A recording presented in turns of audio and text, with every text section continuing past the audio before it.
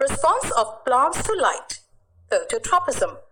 Plants need sunlight, so the stems or shoots respond to sunlight by growing towards it. If the plant part moves towards light, it is called positive phototropism. On the other hand, if the plant part moves away from light, then it is called negative phototropism. The stem or shoot of a growing plant bends towards light, so the stem or shoot of a plant shows positive phototropism. On the other hand, the roots of a plant move away from light, so the roots of a plant show negative phototropism.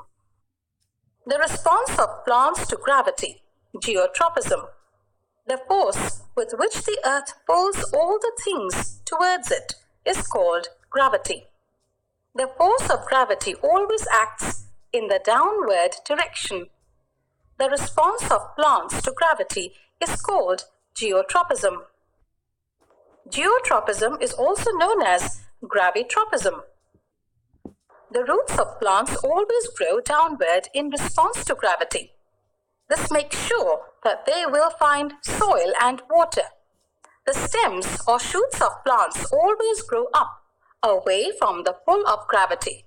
This makes sure that they will get light.